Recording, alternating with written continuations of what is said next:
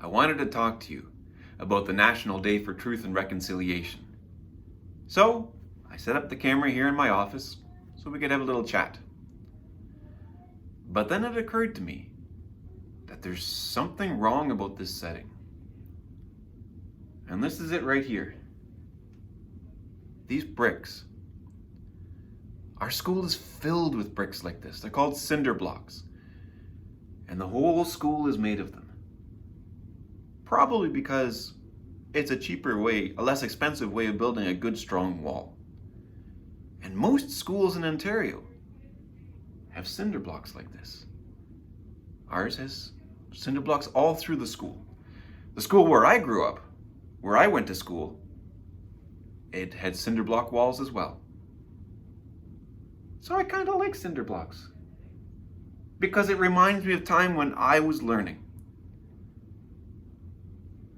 But if school was really hard for you, then being around cinder blocks can bring back bad memories.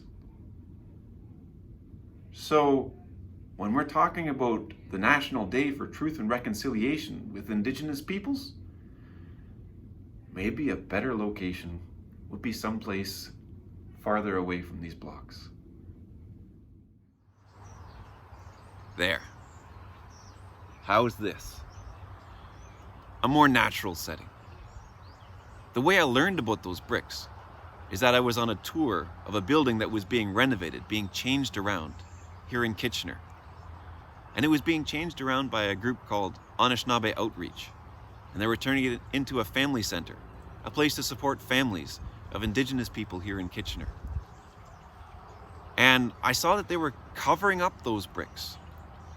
Not just with paint, but with different wall coverings so that you couldn't really tell that the bricks were there. And I was told about how, for some people, those bricks are a reminder of when they were in school. And for me, when I look at those bricks, they're a reminder of when I was a kid in school. And school for me was a nice place. I learned lots of things. I met lots of friends. So I look at those bricks and I think good thoughts. But there are lots of people that school was a really hard time. A lot of Indigenous people were sent to residential schools and they were hurt by that experience. So when they look at bricks like that, it makes them feel not very comfortable.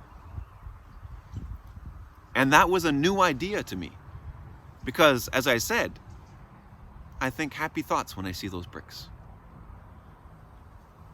And what we need to do is listen to other people's stories, because then we start to look at the same thing through different eyes and we understand it just a little bit better, and we see a little bit of what other people see. When we listen to each other's stories, the walls between us start to fall away, and brick by brick, we can take down the walls between us. When we listen to each other's stories, when we try to understand. This day is a day for listening to other people's stories and understanding other people. But let's not limit it to this day. We can hear the stories anytime, and we can change how we act anytime. That's what we are invited to do. This day is simply a day to remind us to do that, to show our caring for others, and to learn about how other people see things.